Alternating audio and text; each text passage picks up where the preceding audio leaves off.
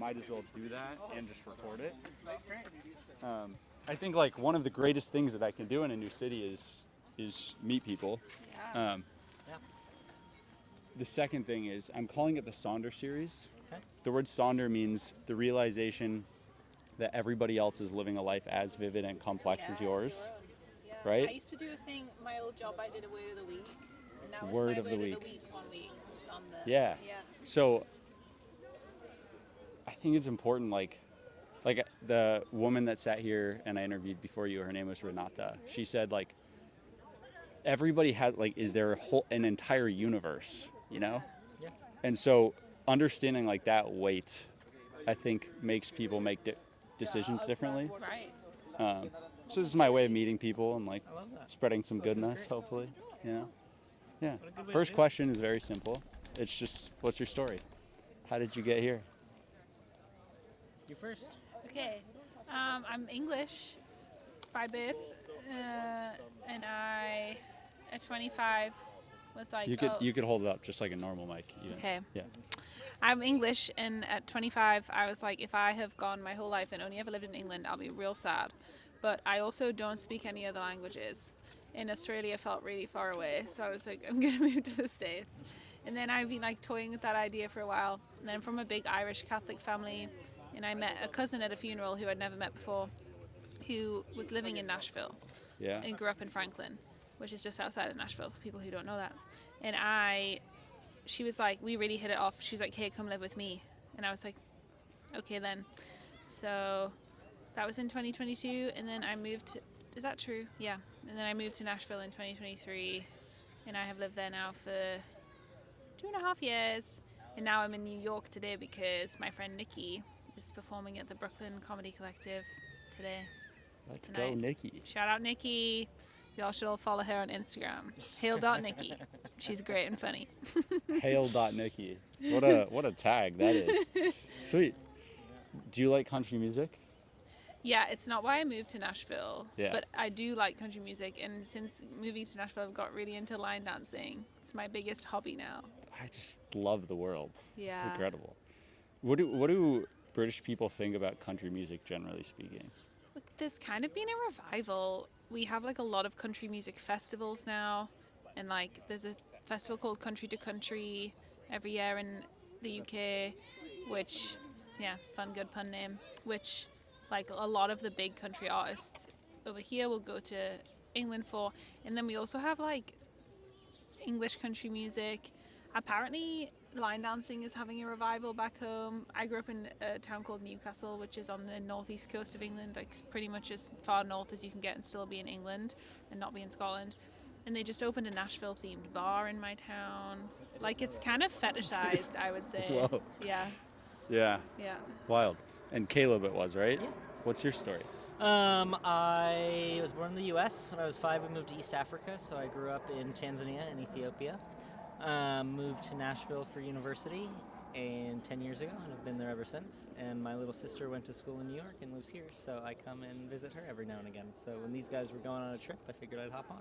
There we go. I love it. Next question is, what's the most meaningful problem in the world to you?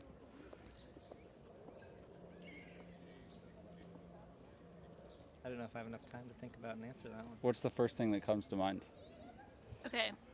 My boyfriend recently said that he had figured out like the wish to make if you meet a genie and you only have one wish. And his wish would be that everyone in the world would have the same or more empathy than I do. And I think that being me, not him, I'm more empathetic than he is.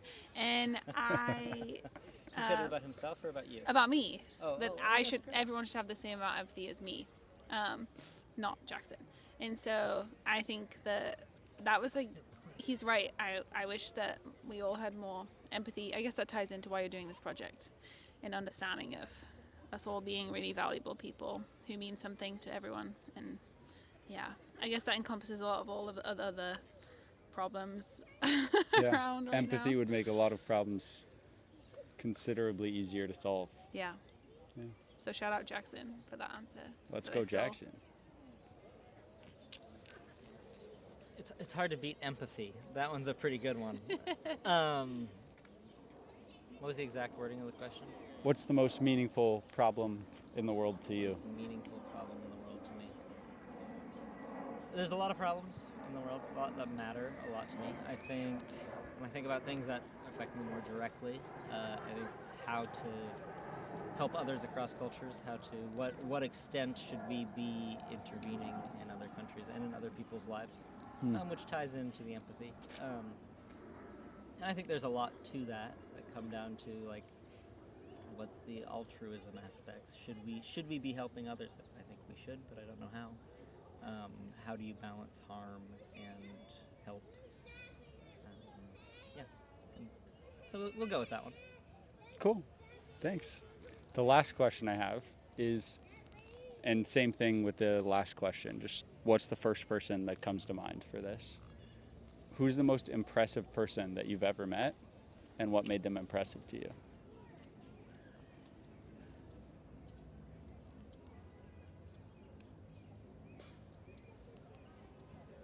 She's got a big smile. I have two answers, but they're kind of the same. My granddad, my mum's dad, and my That's a mum. good one. But my mum is impressive because my granddad and my granny, but she never gets any of the credit because the women don't. But made my mum who she is.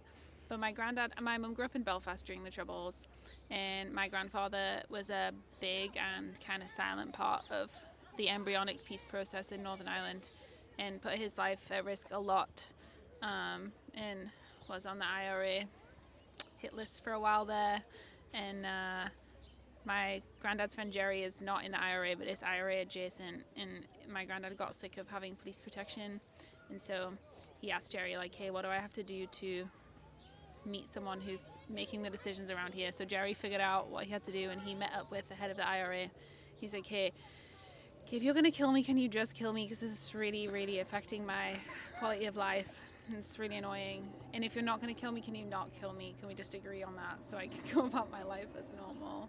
But at that point, he'd been like nearly bombed twice. And anyway, and the IRA guy, I think, just admired his chutzpah. So they agreed that they wouldn't kill him. That's so fire. But he did a lot for the peace process in quiet and understated ways. And he... lots of people tried to give him credit, and he eschewed the credit every time. And then when he died, lots of people tried to give him credit, and he wasn't there to eschew it. So that was pretty cool. Lots of really cool people, like the president of Ireland and the Taoiseach wrote him an obituary, and it was cool. So I was glad that he finally got some recognition, and I was sad that my poor granny never got any. But shout out to Jim and Alice. Yeah. Let's go, Jim and Alice. And Yeah. you said your mom. My mom. What came from your dad to your mom? My mom is also like fiercely fights for justice in lots of ways, and that definitely came from my granddad. My granddad's thing is all about like building community and across divides, which is a pretty big one in Northern Ireland, obviously. But then my mom is a big community builder, and I was raised by a village. Certainly, my father died when I was really young, but I was raised by a lot of different people. And my boyfriend, when he came to England for the first time and met like everyone, he met 52 people, because I just have so many people in my village. And shout out to my mum for being a community builder in that way. So That's yeah. incredible. Yeah. You're a good storyteller as well. Hell yeah. There we go. Mr. Caleb. The first person that came to mind for me is my twin. Shout out, yeah, they're pretty cool. They're pretty cool. But I'm not going to talk about them. Right, for sure. Instead, I'll talk about my friend James Davis, who unfortunately is no longer with us. He was a missionary in Liberia. When I first met him, my parents were missionaries in Africa. Pros and cons there. Lots of pros, lots of cons. That's why Caleb thinks so often about overseas development. That is why I think so often about overseas development. Intervention, not just development. But he'd somehow gotten my parents' phone number and just cold called when we were living in Ethiopia. And he wanted to talk every day. He couldn't. Dad got him down to once a week. But I remember the phone calls with him. At this time in Liberia, they were going through a civil war. It was after the Sierra Leone Civil War. This was with the Lurd rebels. It's one of the most brutal wars you child soldiers hacking their parents to death type of war. So that's what he's in the middle of. And I just remember phone calls where it'd be like, James, what's that sound? He's like, oh, the rebels are shelling the village. They're coming down the street. I'm under a table, but tell me more about how I can be a good mentor to youth. Whoa. So that was my first interactions with James. I knew him for years after that, but he, during the Ebola crisis, was one of the first. What did he say? It was, these people need food. No one else is going to them. If I die, I die, but I'm going to get these people what they need. You guys can come with me if you want. And so he was one of the first people that started helping the neighborhoods that have been completely closed off. What else? I mean, there's a million stories like that about him. He was someone that was incredibly spiritual, incredibly wise, decently funny.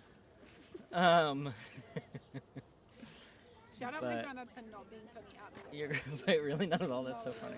And he didn't really get it. He was like not as someone who enjoyed humor either. There's one more thing James did that I'm forgetting about. But he also did a lot of camp work with child soldiers after because that war is awful. So anyway, really great man. He ended up dying a few years ago. But yeah, that's James. That's incredible. Thanks for sharing that. Yeah. Those are my questions. Those are pretty Thanks good for questions. Thanks for stopping by. Thanks for having us. Thanks for having us. You got it. I'm so glad that your friend gets to perform Yeah. and shout that out you get Nikki. to see your sister. It's been fun. And now my friend. Yeah. Yeah. There we go. Yeah. Met them once. How big of a twice. group are you guys? There are 7 of us Oh yeah. sleeping around today. 4 of us are from Nashville. Ish. 4 of us are currently living in Nashville. One of them is in New York, and I don't know, the other one is from not New York or Nashville, but has come into New York. Secret third thing. Secret thing. Let's go. Yeah. I love it. Thank you so much. Will this go anywhere? Yeah, I'll probably put it on YouTube and like clips of it on LinkedIn and not like the short form like crazy edited clips because Right. I'm not like that, but just like I think the upload limit's like 15 minutes on LinkedIn and probably same on Instagram. But What is your... you Do you can have an Instagram? yeah, my main Instagram, which I won't be posting it on, but I'll send it to you on, is Cool. James Floyd's World. And you can send her. Yeah. Wow, you guys have lived such interesting lives. I want to hear your story. Yeah. We could do that. You want to ask me questions? Well, I want to hear you answer the same questions you have. Yeah. Which one Born was in Northern California. Okay. I had the privilege of my mom died when I was young, Shout out Dead Parent Club. which was really great and really hard. But I had like so much freedom that I was able to fail so much when I was young. I had to beat my dad in court for my freedom so I could like sign papers, which was a whole adventure in it of itself. I have a twin brother. Oh, nice. He set a precedent in court because he got his first. Identical or fraternal? Identical, yeah. And then, like, you know, life is, I just won that. I turned 18. I got, like, my first girlfriend ever. And then COVID happened. So then I, like, sat inside for a year and a half, my senior year of high school, basically. And I went to college because I was like, well, I kind of already got in before this COVID thing happened. I'll probably still go. Showed up in San Diego, knew nobody. My roommate was in a kind of tough spot, so I ended up taking care of him. And I failed out of college after 2 semesters. So then I was like, I kind of just scramble, like get whatever job I can. That ended up being a sales job, which was helping really low income people get social services. And I'd get paid commission for every like free phone I helped somebody get. That's pretty cool. Which I was on food stamps at the time that I was selling, like giving people free phones. So I would have qualified. So it was both like a mission for me because like it would have been really helpful to me.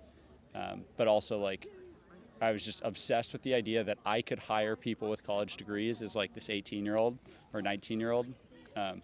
So I hustled. I talked to like 500 strangers a day, like literally like this, except I'd be standing up like pitching people.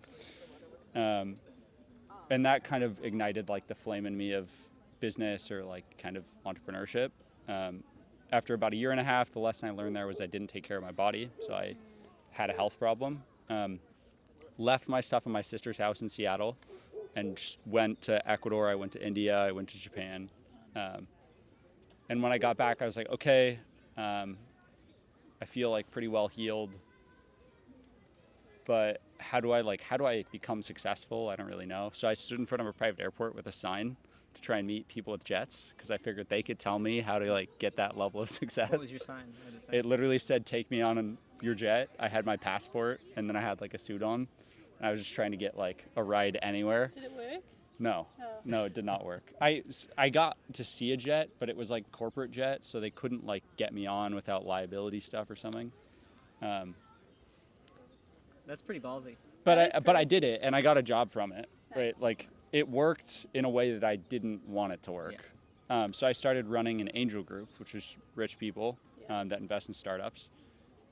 Didn't know anything about finance, so I like Googled like what's a seed round? Like I didn't know, but I was helping people raise seed rounds, so I was just looking stuff up. And then from there, I've kind of just like adventured and wandered around doing different like chief of staff type stuff. So the last thing I did was I ran a YouTube channel. That was like a money channel, and then we had a wealth management firm on the back end, and we helped people with their money and told them about money. And I've thrown like private jet hangar parties and done like these whole things in this finance world.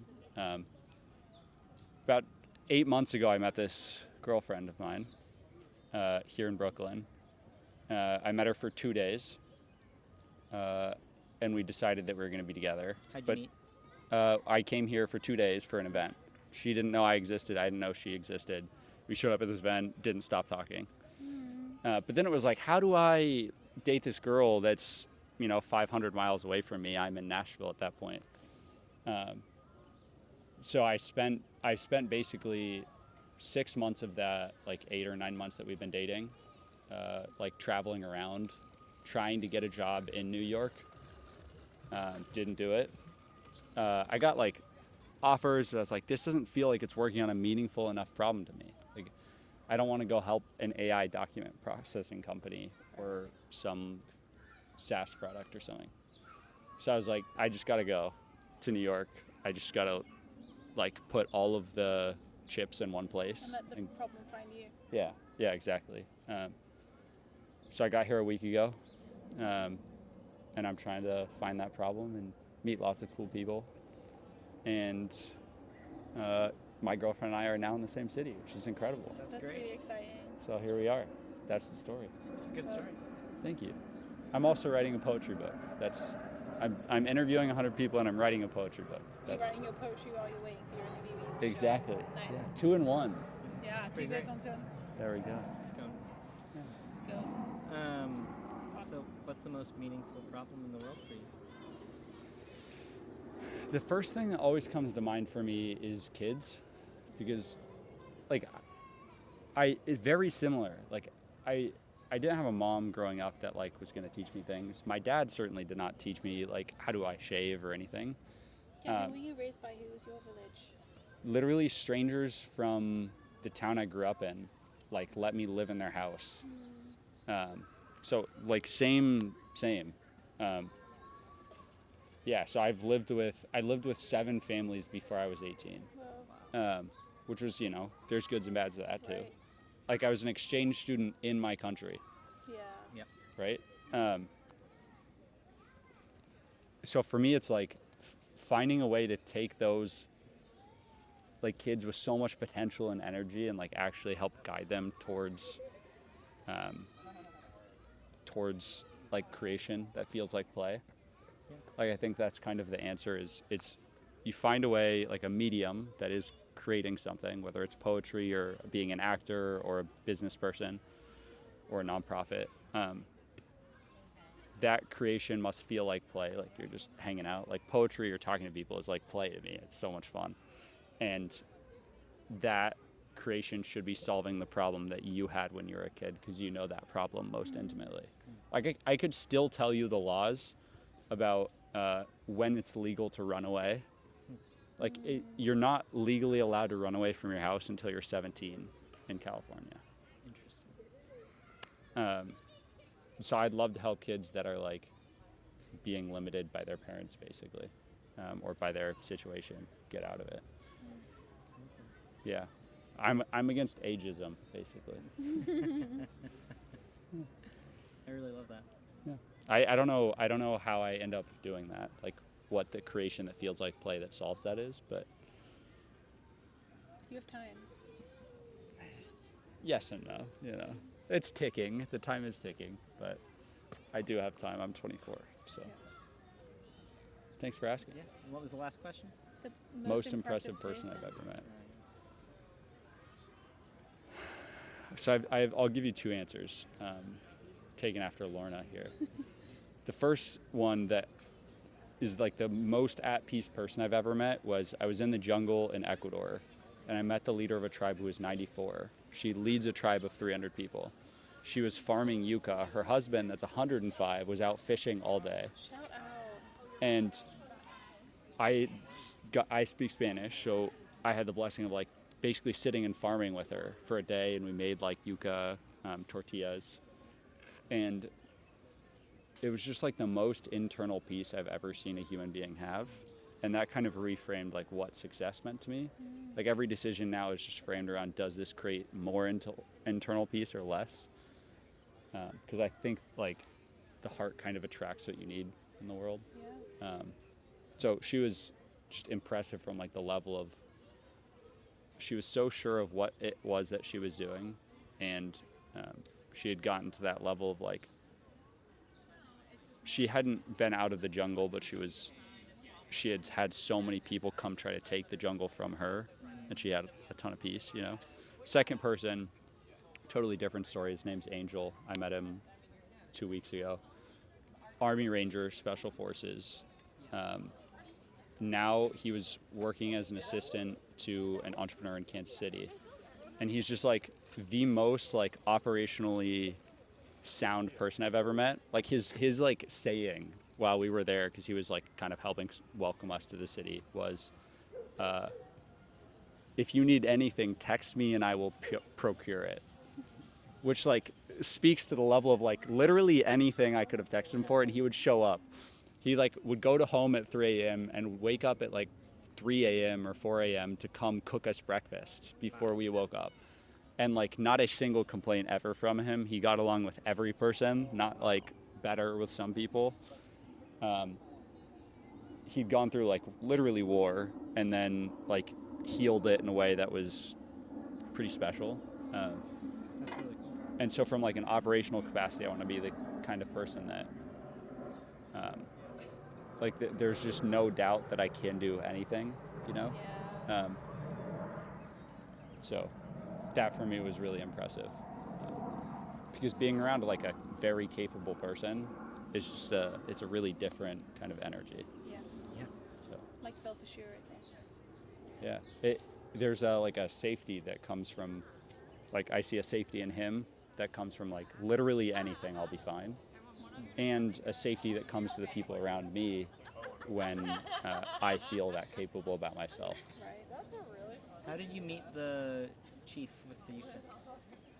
Were you just walking in the jungle and saw? So I was in Quito, Okay. capital of Ecuador, and I had like kind of a few choices of like excursions I could go on, because I was working with kids at a soccer academy there, and it was like Galapagos, and I was like, that's kind of touristy. When I travel, like I don't want to be a tourist unless like, you know, I'm like with friends or something, and like we'll go, but I want to like really live. So I took a 10-hour bus ride from on your a own? hostel. No, like I asked a hostel like, how do I get into this like Yeah. place, and the hostel kind of organized it. So I got on a bus, 10 hours, and then they had like a boat lined up. You get on the boat, 4 hours in, and then they took like our little group. So it was like me and like 8 Europeans, because Europeans travel a ton, and they took us to the village. But the Europeans like kind of went off like walking with the tour guide, and I was just like, that person seems really interesting, and I like left and I started talking with her. I kind of just followed my gut, I suppose, and I had the preparation of like, I speak the language, I like know the situation to be able to talk to her. That's really cool. This is a thing that I'm trying to get better at, which is just like following my gut rather than following logic. You know, And the guy in Kansas City, you met him through. I helped build a community called Quarter Life Crisis, which is like a lot of people in their 20s and early 30s, especially pretty successful people. Like the guy that started this was Forbes 30 under 30, spoke at the White House. Realized like, okay, I need to stop chasing like these like things because it just doesn't really matter. But like there's some level of like ambition and operational ability that like he felt he wanted with other young people to like have a community for really high profile achieving people, but also ones that are trying to find a meaningful problem. I mean, most 20 and 30-year-olds that I know are having some kind of crisis like this. It's just the crisis is different than a midlife crisis. Yeah. I'm familiar. Yeah. Some of us may be having one of those right now. Yeah. So no names. Online community for like entrepreneurial type people trying to figure out like what the meaning of their life is or what problem they want to solve, how they want to solve it. We did a summit in Kansas City. Nice. So we took like a group of 8 of us, did an event, and then like hung out basically. Angel is the assistant of one of the members of the groups. Got it. Which is like a huge flex. Army Ranger is her assistant. It's Yeah. a huge flex, yeah. But yeah, he fit in And also incredibly. What a Yeah. wonderful that you What got a to meet. career pivot too. Yeah. Like it must be so chill. Yeah, now he's a yogi. That's why he's such a good assistant. It's like, Oh, yeah. yeah, I've been shot at. Like, yeah, I can get you a coffee. No worries. It's just, yeah, it's the humility that it takes. Yeah. Like Save someone else in the Yeah. video constantly. Yeah. like the humility it takes to like there's no complaints. Like I will do anything. I think is a really special thing. Like you're gonna get the best fucking coffee that you've ever gotten, and yeah. And to take pride in it too. Yeah. That's cool. What makes you proud? What are you proud of? Oh. I don't know.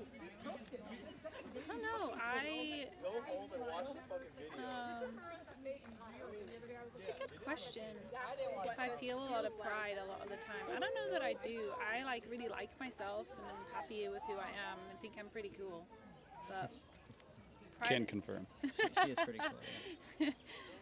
but I don't know if I feel pride. I like. I don't know. That's hard. I think I always find it hard to, like, if I'm doing a job application or something, I'm like, I have no qualifications, don't hire me. So that's why I'm feeling uncomfortable being asked what I'm proud of. Maybe that's the question you're trying to answer in your life right now. Yeah. Yeah, and I don't really have a job, so I do have a job. I have 3. I wish I only had 1. That's a. So what's true? I don't have a job, or I have 3 jobs. Well, I want like one job where I get to do things I really care about. 3 jobs that kind Instead of of I have 3 pay the things bills. that kind of one that does. one that pays the bills, one that medium pays the bills, and one that doesn't pay at all. But I'm really passionate about. So yeah. Yeah. Hey, thanks for asking all these questions. Yeah. I really Thanks appreciate for being Even curious. though we're not New Yorkers, thanks for letting That's Thanks okay. for talking. You're New Yorkers right now. You're my neighbors currently Yeah. for the next few days. Apparently we were a few months ago too. So your neighbor's been Yeah, true.